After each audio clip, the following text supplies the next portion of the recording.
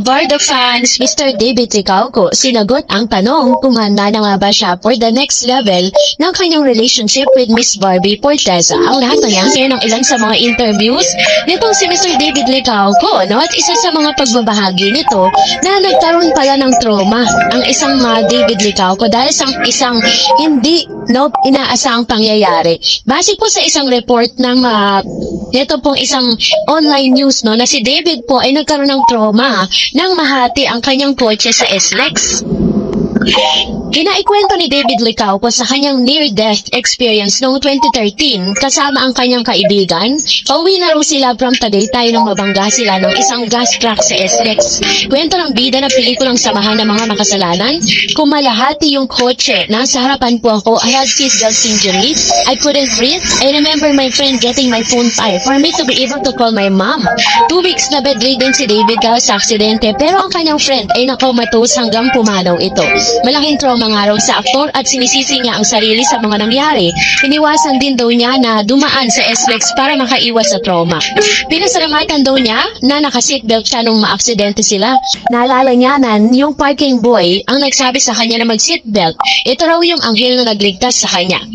Kapag bata ka po, ayaw niyo mag-seatbelt kasi parang hassle eh. And then may parking boy, for some reason, nandun siya sa side ko. And then sabi niya sa akin, "Sir, seatbelt mo ha, ingat lang po kayo." That stuck me.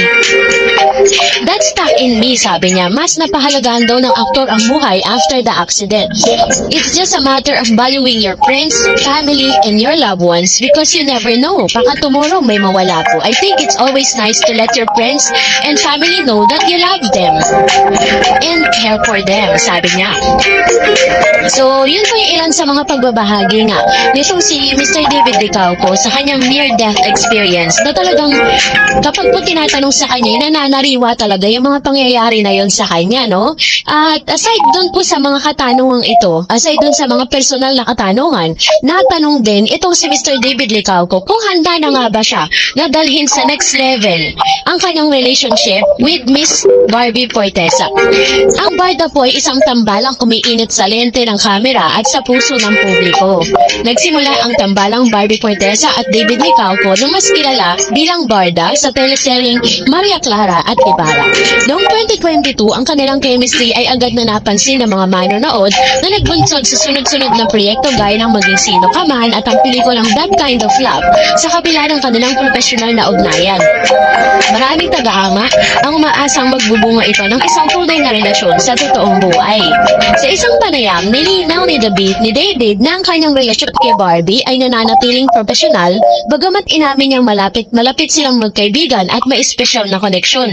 Sinabi niyang wala silang romantikong relasyon. Ayon kay David, I super care about her. We're really good friends. Yan ang pag-amin po ni Mr. David Ricauco. Kasi kung tutuusin po, kung isipin natin na parang napakaaga pa para sabihin ni David na talagang may relasyon na sila dahil baka sabihin ng mga tao na porket meron pong movie itong si David Ricauco, nag-iimbento na siya kung ano po yung bagay na isagot niya para talagang ma-caught niya yung attention ng marami.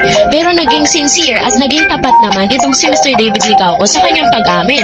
Gayunpaman, sa isang naunang panayam noong 2023, sinabi ni David na kung single si Barbie, maaaring niligawan niya ito.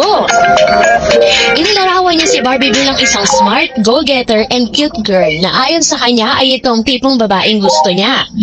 And sa panig naman ni Barbie Forteza, si Barbie naman ay nagpahayag na ang kanilang tambalan ay may lalim na nagpapakita ng kanilang lumalalim na pagkakaibigan at profesional na ugnayan. Ayon sa kanya, at the end of the day, kapag tapos na yung show, tapos na ang work, nakikilala na namin ang isa't isa as David and Barbie. So, yung kanilang mga pinagsamahang projects kasi ang nagiging stepping stone na mas makilala nila ang isa't isa. So, ang pinaka talagang importante doon is talagang meron silang malalim na pagkakaibigan na yan ang pag-amin ni Miss Barbie Forteza. Ang tambalang Barda ay patuloy na tinatangkilik ng publiko na nabunsod sa kanila upang magkaroon ng proyekto sa loob ng at labas ng bansa.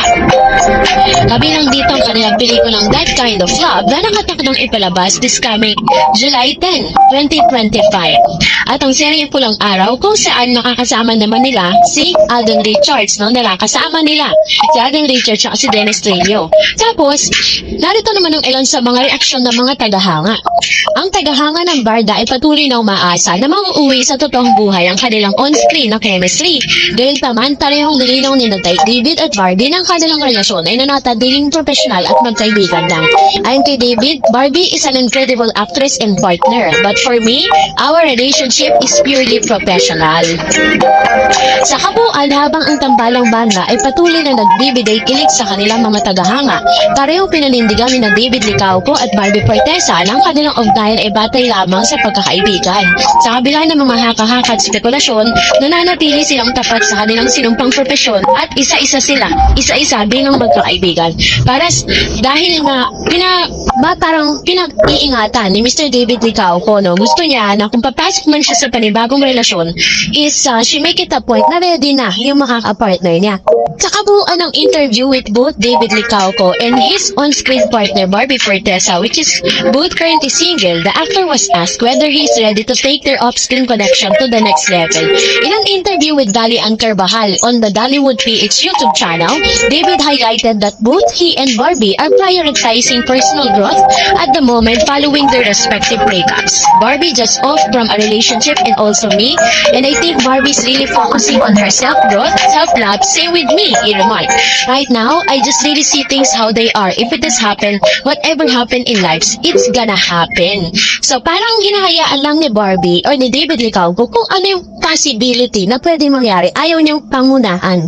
David was also asked if he believes in 3-month rule when it comes to dating after breakup. That's very subjective, sabi niya. Yung 3 months case to case, I think it really depend on the person. Some can move on a week. Some can move in 3 months, 5 months, but I think it's always better to really focus on yourself first after the breakup. Having gone through a recent breakup himself, the actor retaliated that his current focus is self-growth. As for his friendship with Barbie, David said, "We are really good friends, definitely more comfortable around each other." So, ganun po yung kanyang saloobin patungkol dito. Sa ngayon, ang nakikita natin, or if you're going to read between the lines, dito si Mr. David Licauco, parang sinasabi niya na pupunta sila dun sa parte na yon, but not at this moment. Kasi nga, parang ginagalang niya pa yung healing process, no? Sabi niya, iba-iba kasi yung pagtanggap ng isang tao when it comes to 3-month rule, diba? Meron kasi mga nakaka-move on ng almost a week, move on na. Meron namang taon bago maka-move on, diba? So, yun yung ginagalang ni Mr. David Licauco. Ayaw niya naman na maging bantay sa lakay dito kay Barbie, diba? Na porkit alam niya single na si Barbie, bigla na lang siyang papasok dun sa eksena. So, hinaayaan niya na lang na kung ano yung dumating o kung ano yung mangyari in the future. So, that's it for today. For more videos and updates, please don't forget to like and subscribe, and please don't forget to follow my Facebook page, Star Edge TV. God bless everyone!